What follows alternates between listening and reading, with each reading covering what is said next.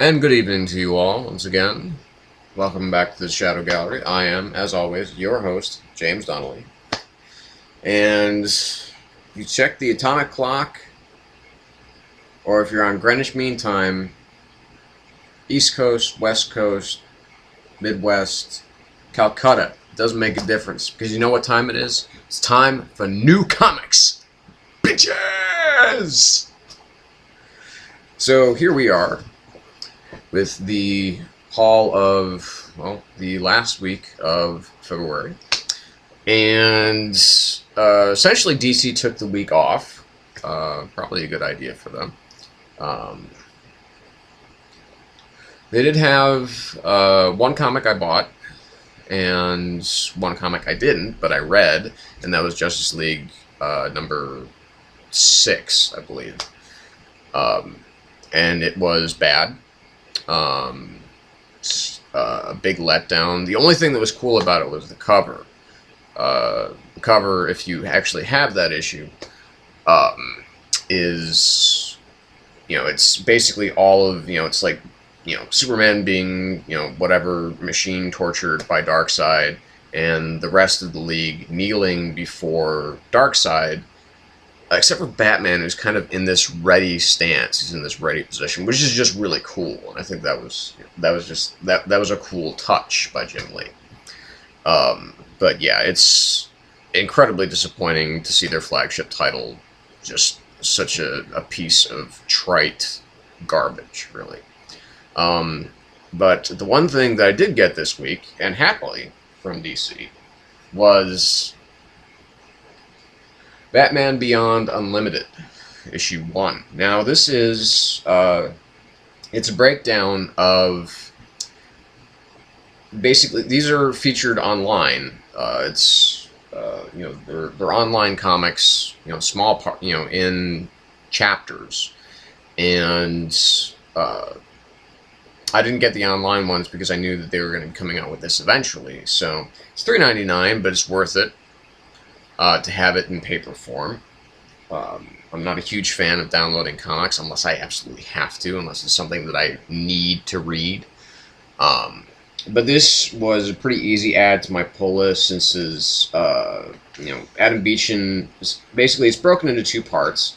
The first one is just Batman Beyond, and the next part is Justice League Beyond.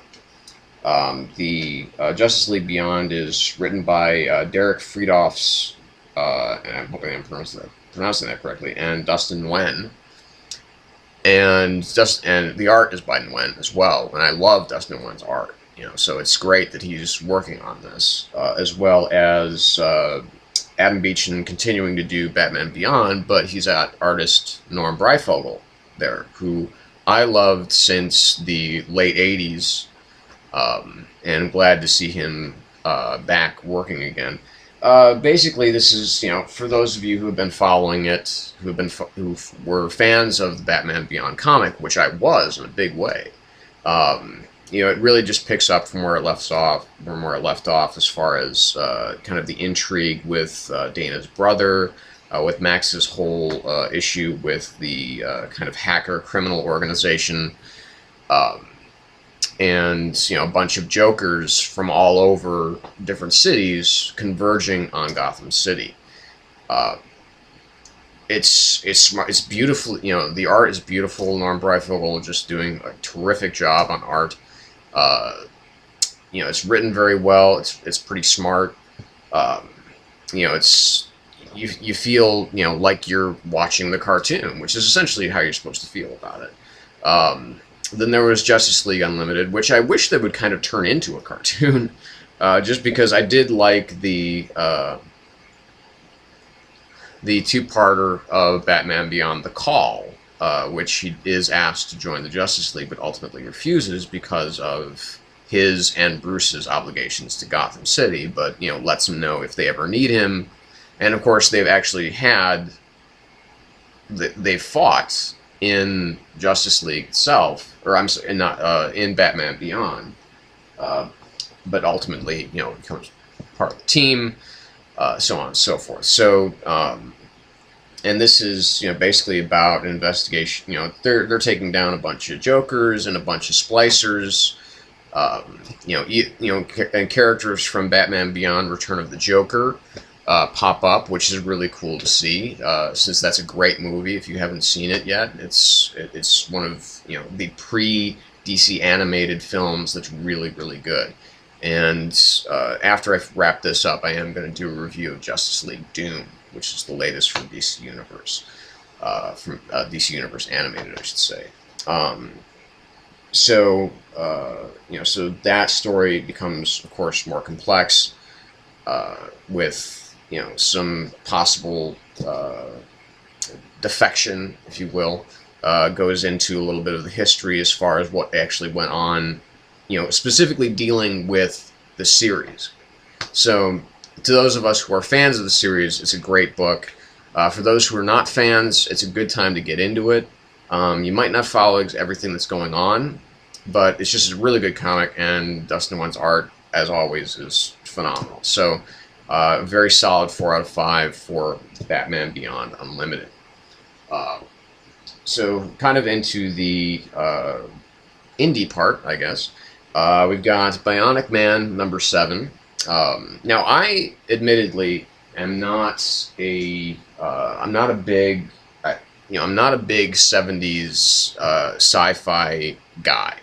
I never watched a single episode of The $6 Million Man, which, of course, this is the modernized version of that. However, I have really enjoyed this comic. Near the start, it has some bumps.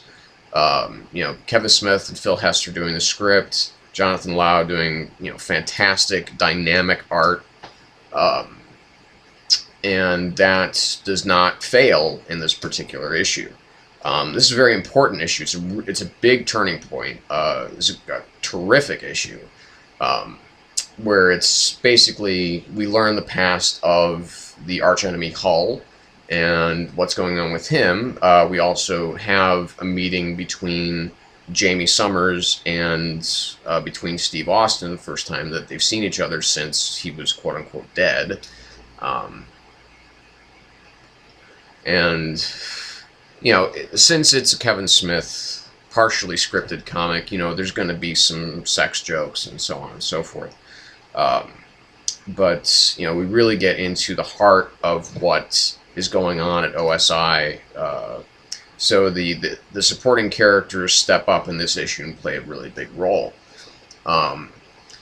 The cover is a little bit misleading because I don't know if it's just colored wrong or something like that, but we've got this character that's in the book of the woman that runs OSI with Oscar Goldman,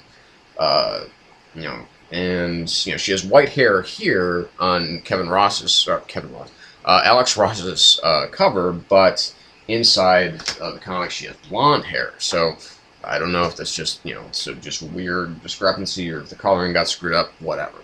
But this was a really intense issue, really good read, great kind of cliffhanger ending. So this is a 4.5 out of 5, very solid. Just really terrific work by everybody, by Smith and Hester and, of course, Jonathan Lau. Moving on, going to Boom this time. So we got Clive Barker's Hellraiser, #11. This is a much better series than I ever thought it would be. I was interested in it mainly because Clive Barker was going to be co-writing the series. So the fact that his name alone was on it was a big selling point for me. This issue, essentially, it deals with a lot of... basically, Lament configuration ends up in a place that it shouldn't. People do kind of accidentally get their hands on it, open it up, and of course, Kirsty Cotton, who's now the leader of the Cenobites, and of course the Cenobites are actually... the people that she loves, her family, so on and so forth. She refuses to take innocent souls, people who do not understand what the Le Marchand configuration is. Le Marchand, Lament configuration is the same thing. But it's just and they basically learn something about Spencer, formerly Pinhead, who Kirsty Cotton has replaced, and it's something very duplicitous. Again, there's a lot of particularly horrifying artwork in this. It doesn't quite get to the eroticism that is usually found in a Clive Barker comic, but Stephen Thompson, Janusz Ordan, they do the art for this issue, which is by and large terrific. It's a little uneven because obviously when you have two artists doing the same comic, it tends to get a little icky sometimes.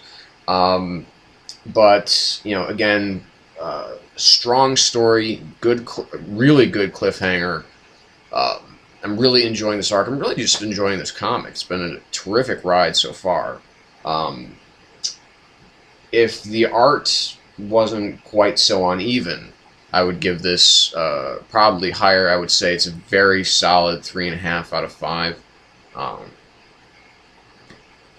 Definitely better than usual, but just not quite up to snuff of what I think that this series is capable of, as far artistically as well as the writing. So, moving on, rounding out the independents, we've got Invincible, number 89. This was my biggest disappointment of the week. It really was just like, there's a lot of conversation, it's a lot of, very little action. There is one big potential plot twist that does happen within it. Basically, Mark is, he's fighting the Scourge virus. Everybody's kind of there at his side. No one really knows what the hell is going on, but it's going on. So, I can't fault it too much for obviously trying to lay some sort of groundwork for what's coming next, but it gets a little bit too off track, in the sense that there really isn't much of anything going on in the issue. We don't see Oliver again. We have, Scrag, whatever, the kind of leader of the Viltrumites, who helped, who's kind of involved in this whole peace treaty between Earth and Invincible and the Guardians and so on and so forth. Really is just disappointing. I mean, Ryan Ottley's art is terrific, as is always. I just didn't feel the same connection to this issue that more recent issues have been having. Again, this is another one of those issues where it's like, should I be picking it up in trade, or should I just let it, should I continue to collect it as normal? The next couple of issues are really going to determine that. Because, Kirkman will have an issue that's like way up here, and then he'll have an issue that's, kind of down here. It's not that he's uneven. It's just that he's laying the framework for, obviously, a very large universe and for a very large story. The Walking Dead is kind of like that. So, it's not, but I collect Walking Dead only in trade. So, this might be one of those other ones that ultimately just goes back to kind of the drawing board where I just go ahead and just do it in trade. So,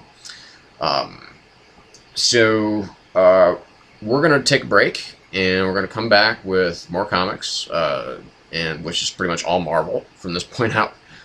So stay tuned, and we'll be back.